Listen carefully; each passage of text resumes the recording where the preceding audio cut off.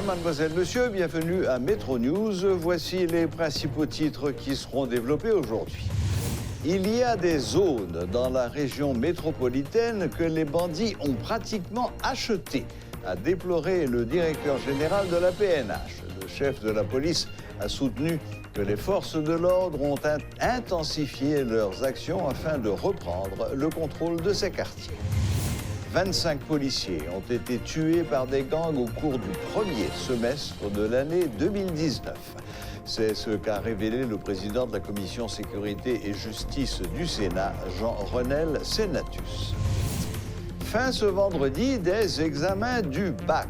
Le ministre de l'Éducation nationale, Pierre-Josué Agénor-Cadet, dresse un bilan positif du déroulement de ces épreuves.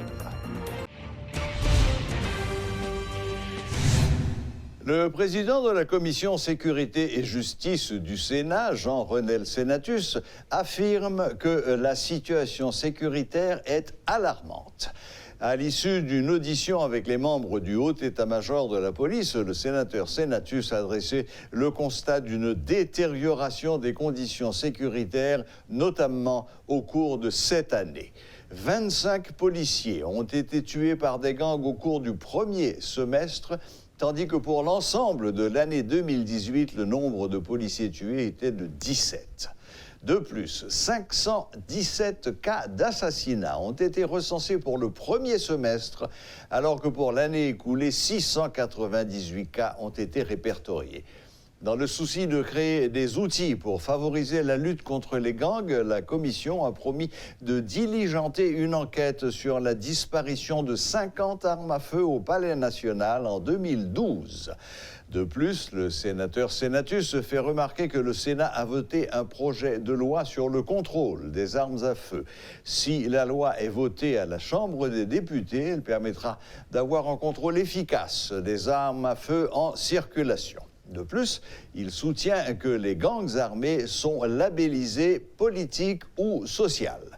Les gangs politiques sont liés à des autorités politiques qui exercent un contrôle sur une région, révèle le sénateur Senatus. Selon le président de la commission, les parlementaires ont promis de s'attaquer aux problèmes de budget qui freinent les actions des forces de l'ordre. Parce que nous ces jours-ci, on courant qui n'a pas traversé nous, c'est tout le monde, pour le monde. C'est frère nous qui dans Grand Ravine qui mouru, c'est sœur nous qui dans Martissan, qui dans Riel Plus, qui dans Village de Dieu qui mouru, et c'est frère Naxon qui a tué. C'est frère nous policiers qui a sécurisé la vie nous dans la rue, mais c'est frère nous tout qui a agressé policiers dans le moment de manifestation. Nous pas accepté policiers à tabasser moun, à torturer moun, à manifester parce qu'il faut respecter les droits. Cependant, nous-mêmes, en tant que citoyens, nous avons une façon de parler à les policiers, nous avons une façon de sécuriser les policiers parce que nous sommes dans un travail peuple. Maintenant, nous avons pile travail que nous avons fait. Nous prenons des engagements avec le directeur de police. Il y a des zones qui sont d'ombre. Déjà, pas dit pas capable. Cependant, nous avons pile problème. Mais nous problème l'argent. C'est un plus gros problème la police a fait face. Parce qu'on n'a pas qu'à demander des policiers pour la sécurité lorsque les mêmes ne pas sécuriser tête. Ça, c'est un problème qui a pris du temps, mais qui a demandé administrativement pour gagner des engagements qui prend. Les parler de budget, il faut que nous allons travailler pour regarder qui sont capables de faire pour adopter le budget. Mais il y a un autre problème. Jeunes garçons et jeunes filles qui ont des messieurs dames, ce n'est pas des gens qui ont besoin de mourir avec des gens. C'est ça que la société a dû dégager pour nous mettre des programmes. Et c'est ça que fait hier, nous passons ici à une loi de 64 articles sous affaires ZAM qui circulent dans le pays. Et nous créons là-dedans des programmes de réinsertion et de désarmement qui permettent aux jeunes qui ont des ZAM dans le nous retirer les ZAM pour nous faire un métier pour y aller faire vivre de manière digne. Le chef de la police haïtienne, Michel-Ange Gédéon, donne l'assurance que les forces de l'ordre s'évertuent à rétablir un environnement sécuritaire sur l'ensemble du territoire. Lors d'une audition de la commission Justice et Sécurité du Sénat ce jeudi 11 juillet, le chef de la police a soutenu que les forces de l'ordre ont intensifié leurs actions en dépit de l'insuffisance des ressources. Le directeur de la PNH s'est gardé de dévoiler les nouvelles stratégies du haut état-major pour rétablir l'ordre dans les quartiers populeux tels que Martissan et La Saline. Il a toutefois fait remarquer que les forces de l'ordre ne peuvent seules apporter une solution aux causes complexes de l'insécurité. D'autres organismes doivent intervenir dans l'effort de solution. On doit s'interroger sur les moyens d'approvisionnement des gangs en armes et en munitions, a dit M. Gédéon, laissant entendre que les problèmes sociaux et l'instabilité politique ont un impact sur l'insécurité. Il y a des zones dans la région métropolitaine que les bandits ont pratiquement achetées, a déploré M. Gédéon, assurant que ce thème a été longuement débattu lors de l'audition à huis clos. Les obstacles qui empêchent des actions concrètes ont été analysés par les membres du haut état-major de la police et les membres de la commission sénatoriale Sécurité et Justice. M. Gédéon a attiré l'attention des parlementaires sur la nécessité d'allouer des fonds substantiels à la police nationale d'Haïti. On ne peut avoir une bonne force de police avec des moyens au rabais, a dit M. Gédéon, assurant qu'en dépit de la précarité des moyens, les policiers s'acquittent avec bravoure de leur devoir de protéger et servir. Gagner des problèmes, réponse c'est police. Mais il y a un ensemble de problèmes, réponse pas uniquement police. Donc maintenant, la question que nous-mêmes nous supposons poser tête, non, et qui côté M. Sao même il jeune âme, qui côté il jeune munitions, problèmes sociaux tandis qui gagne, problèmes instabilité, problèmes politiques, tout ça il y a des incidences tout sous fonctionnement et police là. Mais ceci n'empêche que Jean dit là, on ne peut plus déterminer nous-mêmes capables de faire. Le ministre de l'Éducation nationale, Pierre-Josué Agénor-Cadet, exhorte les parents à porter plainte contre les institutions qui ne respectent pas la loi sur les frais scolaires.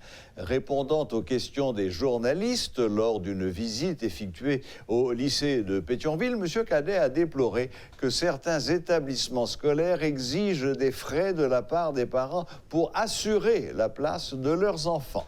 La justice sera mise en mouvement contre ces institutions, a assuré le ministre qui a précisé que ces pratiques sont mauvaises pour le système éducatif haïtien.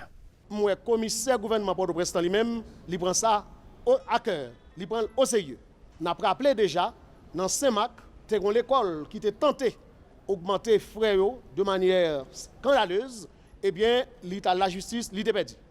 Et la loi, tout, sous frais scolaires, tout, li bay pareil au droit là où l'école parce que si le ministère lui-même il va attendre il pas connaître donc il y a des parents tout qui n'ont trop complicité avec l'école tout parce que yo clair sous lui n'en prend question pour bailler l'argent pour réserver place dans l'école et frère tout et bien pendant 4 ans gon gens pas monter.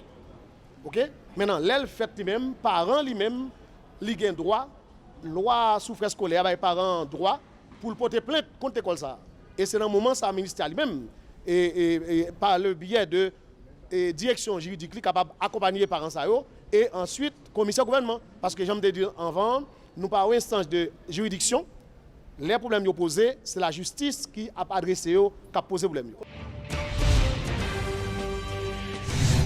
Le ministre de l'Éducation nationale, Pierre-Josué Agénor-Cadet, dresse un bilan positif du déroulement des examens officiels de la 9e année fondamentale et de la philo. Il révèle que des arrestations ont eu lieu et que des enquêtes sont ouvertes. Des cas de fraude en sont à l'origine. Lors d'une visite au lycée de Pétionville, ce vendredi, M. Cadet expliquait comment les corrections vont se dérouler dans les prochains jours. Section A, section D, ils ont été fini depuis hier matin. Hier après-midi, section C, bac régulier était fini. Matin, c'est 5e et dernière journée avec nouveau secondaire ou NS4, mais toujours fin d'études secondaires.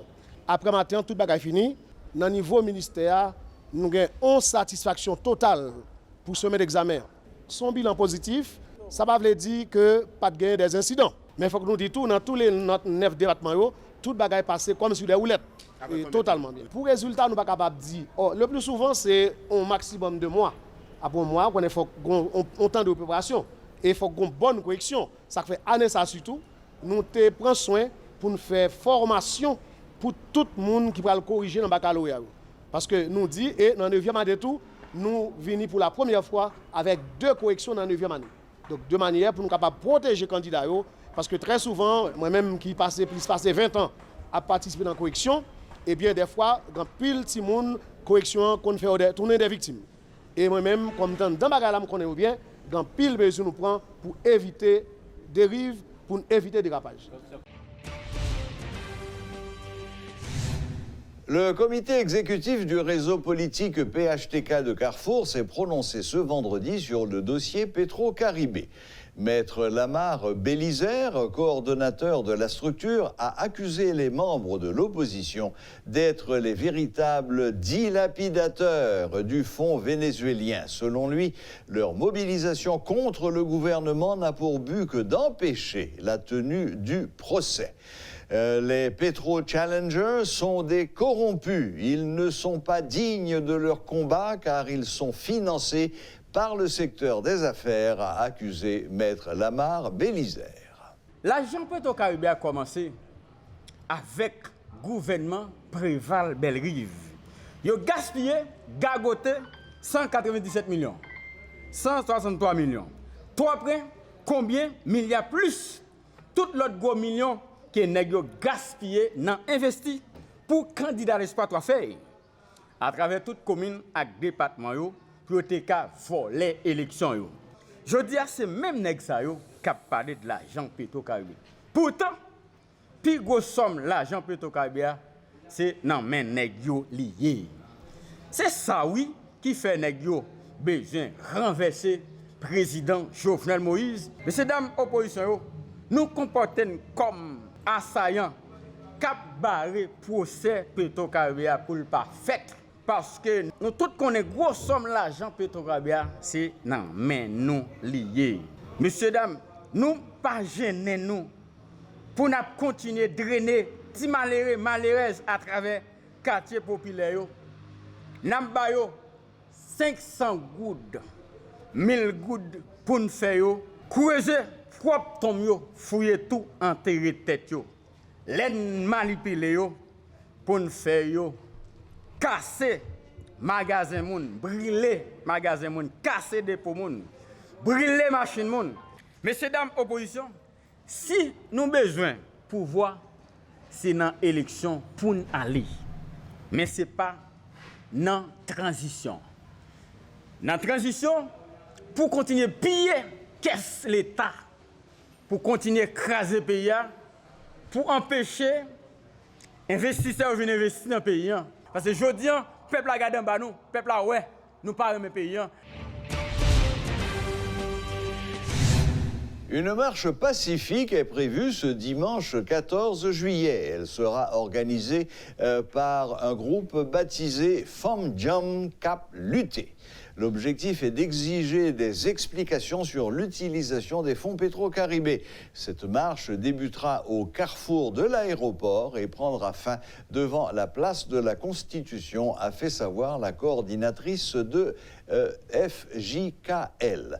Manouchka Jules explique que le moment est venu pour les femmes dans ce pays de prendre la relève dans la lutte contre la corruption. Jodia, Femme Jam Cap Lutter avec collectif Femmes Révoltées dit nous à 52% femmes dans le pays, nous à 62% jeunesse dans le pays. Eh bien, dimanche, si Dieu veut, nous demander 52% femmes pour venir montrer nous ça, vos sous béton. 62% jeunesse là, pour venir montrer nous ça, vos sous béton.